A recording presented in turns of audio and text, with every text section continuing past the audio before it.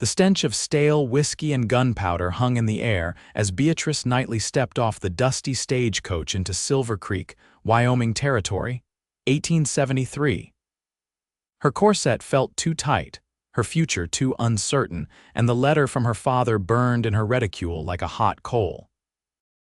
"You are to marry Thomas Thornton," it had read, "a man of means and character who will secure our family's fortunes." What it hadn't mentioned was that she'd never laid eyes on her husband-to-be, nor he on her. The sun beat down mercilessly as Beatrice shielded her eyes, searching the crowd for the stranger who would become her husband. Her gaze landed on a tall figure leaning against a hitching post, his face shadowed by a wide-brimmed hat. His posture was relaxed, but something in the way he stood suggested a coiled readiness that made her breath catch. "Miss Knightley." His voice was deep, gravelly from years of shouting over cattle and prairie winds. "Mr. Thornton, I presume." She extended her gloved hand, praying he wouldn't notice how it trembled. Thomas Thornton straightened to his full height, revealing piercing blue eyes that studied her with unnerving intensity. His face was weathered by sun and wind, a thin scar running along his jaw. He didn't smile as he took her hand briefly, the calluses on his palm rough against her skin. "Welcome to Silvercreek." He released her hand and reached for her trunk. "The preacher's waiting." "Waiting now," Beatrice felt the blood drain from her face. "But we've only just met." "No sense in wasting time." He hefted her trunk with ease. "Your father's telegram said you were prepared." Of course her father would say that. Beatrice swallowed hard, following Thomas through the town's main street. Women watched from storefronts with curious eyes. Men tipped their hats with knowing smirks. Everyone knew why she was here, the mail-order bride come to marry the territory's most prosperous rancher. The ceremony was brief, held in a small whitewashed church with only the preacher and his wife as witnesses. Beatrice spoke her vows in a voice that sounded foreign to her own ears. When Thomas slid a simple gold band onto her finger, his touch was impersonal, efficient. No different than how he might brand a steer. The ride to the Thornton ranch was silent save for the creak of the wagon and the steady clip-clop of the horses' hooves. Beatrice stared at the vast, empty landscape stretching in all directions, wondering if she had made the greatest mistake of her life. "It's another hour to the house," Thomas said, breaking the silence. "Your father said you were educated, that you can read ledgers and keep accounts." "Yes." She sat straighter. "I managed my father's business correspondence and accounts for years," he nodded. "Good, I need someone with a head for numbers. The ranch is growing, 3,000 acres now, close to 800 head of cattle." "Is that why you wanted a wife, for bookkeeping?"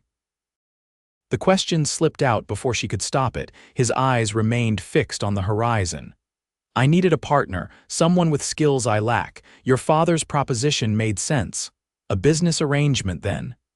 She twisted the unfamiliar ring on her finger. "Most marriages are." He glanced at her.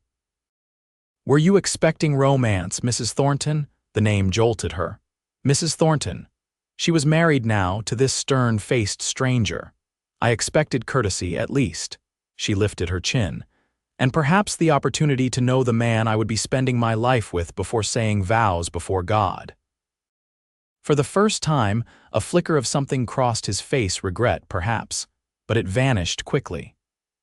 Life out here doesn't afford many luxuries, including time for courtship. There's work waiting at the ranch. Winter's coming and we've preparations to make.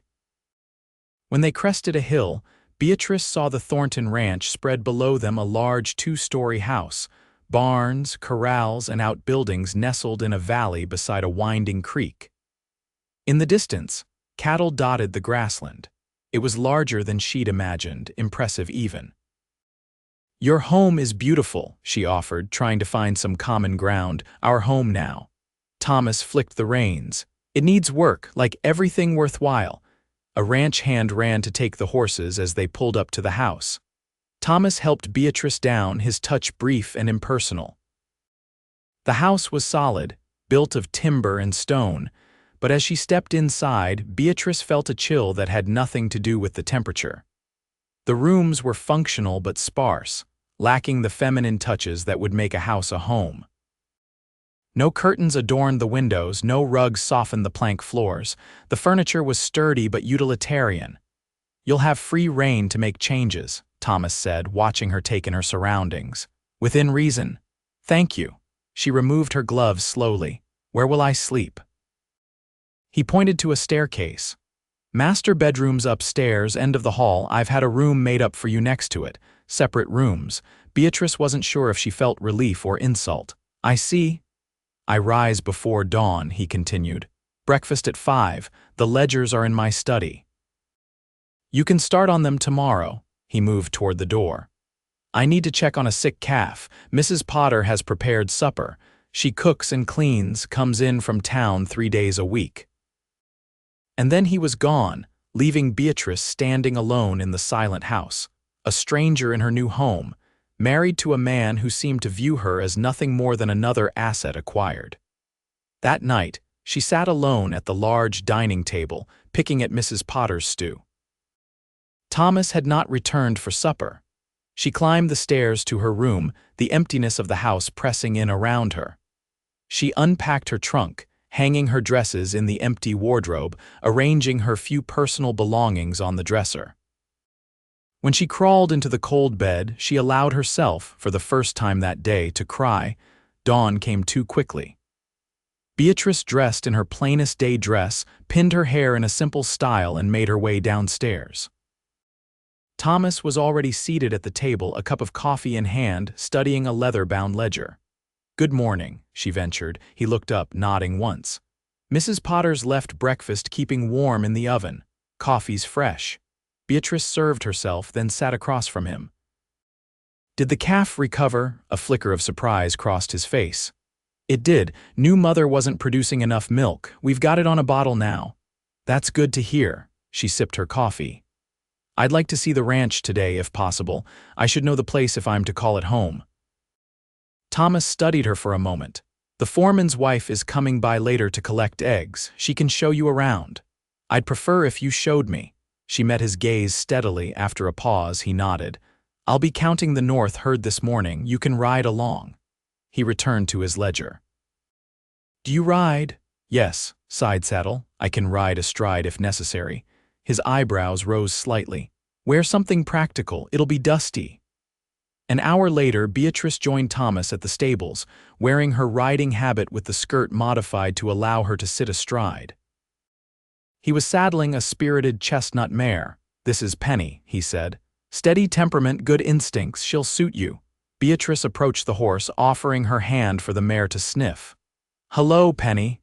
The horse nudged her hand gently. "You've handled horses before." It wasn't a question. "My father kept a small stable." She didn't add that riding had been her only escape from the demands of managing her father's household after her mother died. Thomas helped her mount, his hands firm at her waist, then swung up onto his own horse, a powerful black stallion. They rode out, Thomas setting a pace that was challenging but not overwhelming. Beatrice kept up without complaint, determined to show she wasn't some delicate city girl. The ranch was vast, stretching farther than she could see in some directions. Thomas pointed out landmarks, explained the grazing rotation, showed her the creek that never ran dry even in the hottest summers. He was different on horseback, more animated, almost passionate when discussing his cattle and the land. "You've built something remarkable here," Beatrice said as they paused on a ridge overlooking a valley where hundreds of cattle grazed. "It's not enough yet." His eyes scanned the horizon. "These lands to the west, they are owned by a bank in Boston. If I could acquire them, I'd have water access that would transform what we could do here." "Is that why you needed this marriage?" "The funds my father provided," Thomas turned to her, his expression unreadable. "Partly. But a ranch needs a woman's touch to become more than just a place to work." "At least that's what my mother always said." It was the first personal detail he'd offered, and Beatrice seized it. "Your parents, are they still living?" "No," he adjusted his hat. "Lost them both to cholera when I was 18. This land was all they left me, that, and a mountain of debt I've spent 10 years paying off." "I'm sorry." she hesitated. My mother died when I was 16. It's been just my father and me since then. Something passed between them, then a moment of understanding, a shared experience of loss.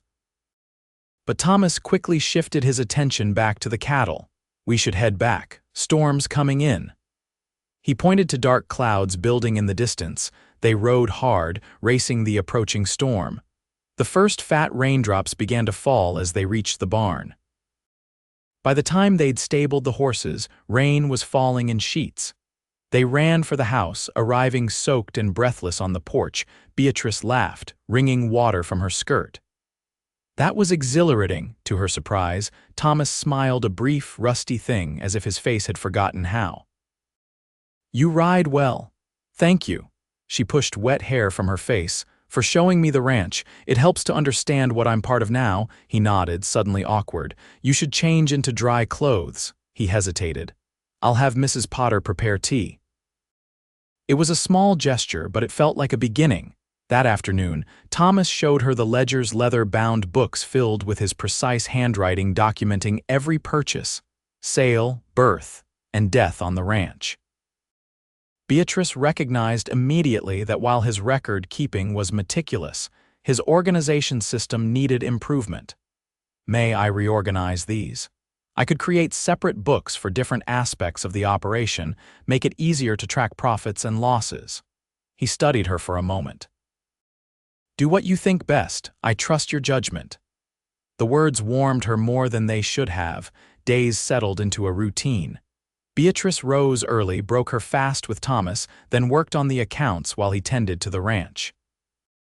She took over ordering supplies, writing correspondence, and planning improvements to the house. In the evenings, they took supper together, their conversations gradually becoming less stilted, more genuine. 2 weeks after her arrival, Beatrice approached Thomas with a proposal. I've reviewed all the accounts, she said, spreading papers on his desk. You're right about the western lands. They'd increase the ranch's value significantly, but I think we can acquire them without waiting to save the full amount. Thomas leaned forward, interested. How? A loan from the Territorial Bank, secured against our current holdings and projected earnings. She pushed a carefully calculated proposal toward him. Interest rates are favorable now. We could have the land by spring and still turn a profit next year if the market holds. He studied her figures, his brow furrowed in concentration. This is impressive work. Thank you, she straightened. I also think we should diversify, perhaps a small orchard near the creek. Fruit sells well to passing wagon trains and the growing settlements. And it would provide for the household. Thomas looked at her with new eyes, as if truly seeing her for the first time. You have a mind for business. My father taught me well, though he never gave me credit for it. She couldn't keep the bitterness from her voice. His loss is my gain, then. Thomas rolled up the papers. I'll ride into town tomorrow, speak to the bank. He hesitated. Would you like to accompany me? We could purchase supplies for the house, and perhaps have dinner at the hotel. It wasn't a declaration of affection, but it felt like an overture nonetheless. I'd like that very much. That night, as Beatrice prepared for bed, she found herself pausing at her bedroom window, looking toward the light glowing in Thomas's room across the hall. Their marriage still felt like an arrangement, but perhaps it could become something more, something warm. The trip to town marked a turning point. Thomas secured the loan, impressed the banker with Beatrice's financial projections, and then escorted her to the general store.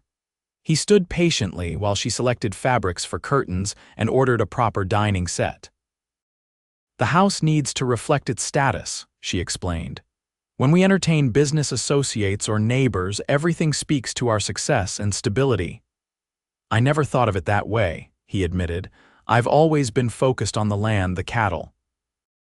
That's why we complement each other, she said, then blushed at her boldness. Their dinner at the hotel was pleasant, almost like a proper courtship. Thomas spoke of his dreams for the ranch, and Beatrice shared stories of her life back east. When another rancher stopped by their table, Thomas introduced her with evident pride. My wife, Beatrice. The word felt different now, less like a title and more like a connection, As October turned to November, the ranch prepared for winter. Beatrice threw herself into making the house a home, hanging curtains, arranging furniture, stocking the pantry with preserves. She learned to make soap from Mrs. Potter, started a small indoor herb garden, and even helped deliver a foal when the stable hand was ill. Thomas watched her transformation of the house with quiet approval, sometimes offering suggestions or helping move heavy furniture. One evening, he returned from a long day working cattle with a gift, a rocking chair for the parlor. "I thought you might like to sit by the fire in the evenings," he said gruffly, avoiding her eyes. Beatrice touched the polished wood, deeply moved by the thoughtfulness of the gesture. "It's perfect, Thomas, thank you." That night, they sat together in the parlor for the first time, Beatrice in her new rocking chair with her needlework, Thomas in his leather armchair reading agricultural journals. The domesticity of it made her heart ache with longing for what their marriage could be. The first snow came in early December, blanketing the ranch in pristine white. Beatrice woke to find Thomas already gone from the house. Worried, she dressed quickly and made her way to the kitchen, where Mrs. Potter was kneading bread dough. "The men are checking the herds," the older woman explained. "Winter storms can be deadly for cattle if they drift into ravines. Mr. Thornton's been worried about this cold snap." All day, Beatrice waited anxiously. When darkness fell and Thomas still hadn't returned, she paced the parlor, watching the swirling snow through the windows. Just as she was considering sending one of the ranch hands to search for him, the door burst open. Thomas stomped in, snow caking his boots and hat, his face red with cold. Beatrice rushed forward. "Thank God, I was so worried." "Lost 20 head to the cold," he said grimly, removing his coat. "Could have been worse. The men are still out there, moving the herd to the sheltered valley. You're freezing." She took his hands, alarmed at how cold they felt. "Come to the fire, I'll make coffee." He followed her without protest, sinking into his chair before the roaring fireplace. Beatrice brought him coffee laced with whiskey, then knelt to remove his ice-crusted boots. He started to object, but she silenced him with a look. "You do the same for any of your men. Let me help you." When his boots and wet socks were removed, she brought a basin of warm water and clean towels. Thomas watched in stunned silence as she bathed his nearly frostbitten feet. "You didn't have to do this," he said quietly. "I wanted to."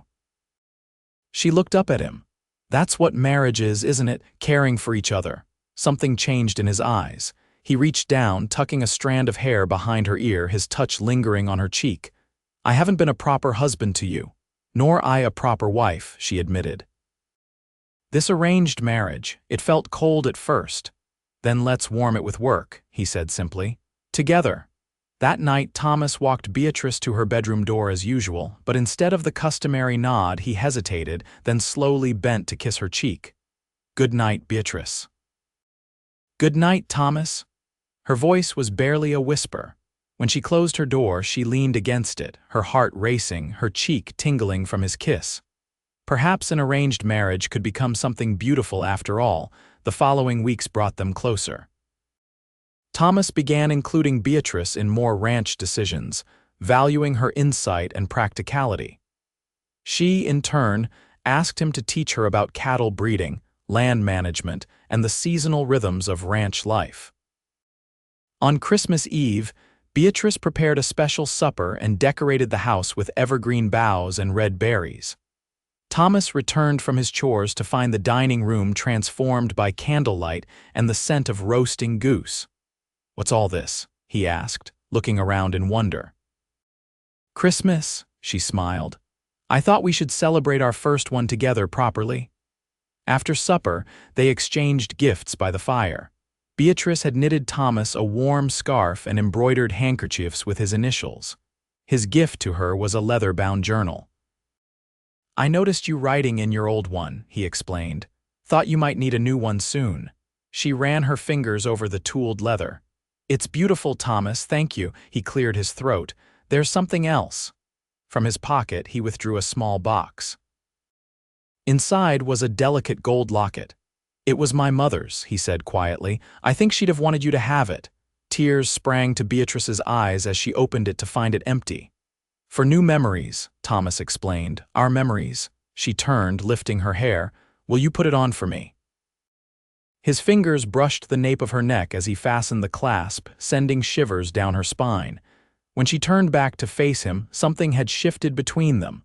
Thomas's eyes darkened as they dropped to her lips. "Beatrice," he said softly, "I'd like to kiss you properly." "If you'll allow it."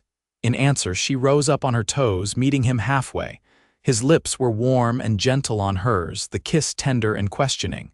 When they parted, his arms remained around her waist. "I'm beginning to think arranged marriages have their merits," he murmured against her hair. Beatrice laughed softly, especially when warmed with work. That night, Thomas escorted her to her bedroom door as usual, but this time their good-night kiss lingered, deepened. When they finally pulled apart, both breathless, Beatrice made her decision.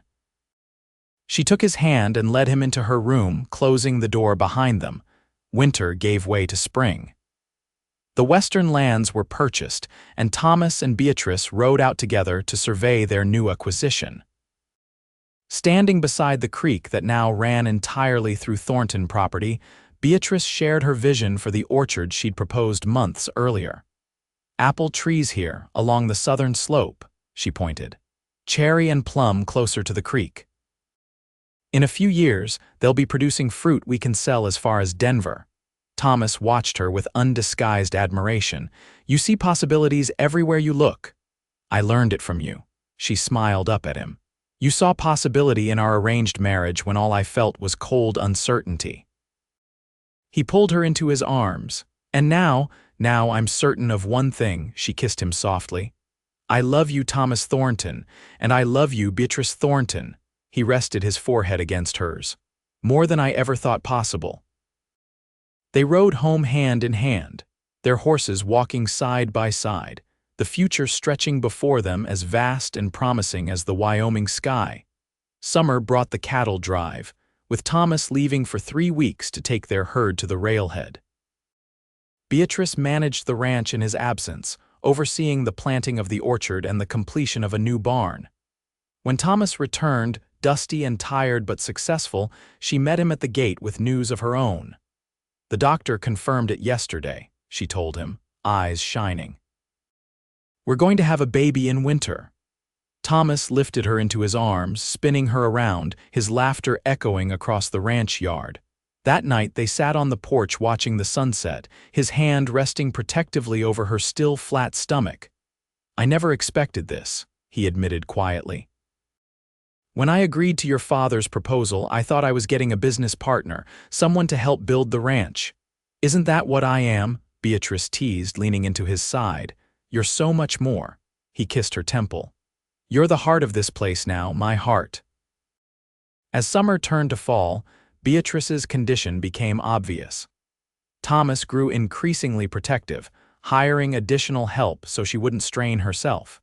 She indulged his concern while continuing to keep the books and oversee household improvements. One crisp October day, a year after her arrival, Beatrice sat at her desk reviewing supply orders when Thomas entered carrying a large, wrapped package. "What's this?" she asked, setting aside her work. "Anniversary gift." He placed it carefully on the desk. "Open it." Inside was a hand-carved sign, the wood polished to a high shine. "Thornton and Thornton Ranch, ESD, 1873. "I thought it was time we made it official," Thomas explained. "Equal partners." Beatrice traced the letters with her fingers, tears welling in her eyes. "It's perfect." In December, as the first heavy snow blanketed the ranch, Beatrice went into labor. The doctor had been summoned days earlier, anticipating the birth, and now he took charge while Thomas paced anxiously outside the bedroom door. After hours of labor, a lusty cry pierced the night. The doctor emerged, smiling. "Congratulations, Mr. Thornton, you have a healthy daughter."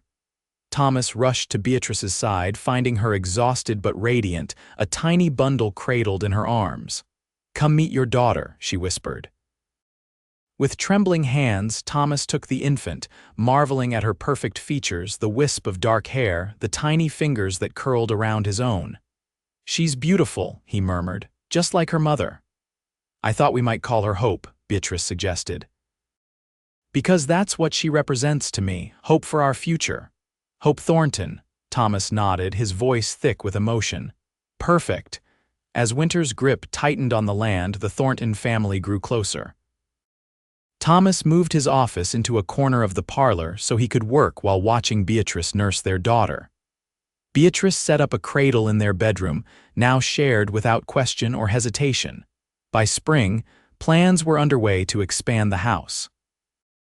Thomas had drawn up designs for a nursery adjoining their bedroom and a larger kitchen where Beatrice could teach Hope to bake when she was older. "Planning far ahead, aren't you?" Beatrice teased, bouncing Hope on her hip as they reviewed the plans. "I'm planning for a lifetime," Thomas replied, wrapping his arms around both of them. "Our lifetime." The orchard bloomed that spring, small white and pink blossoms dotting the young trees like promises. Thomas and Beatrice walked among them, Hope sleeping in her father's arms.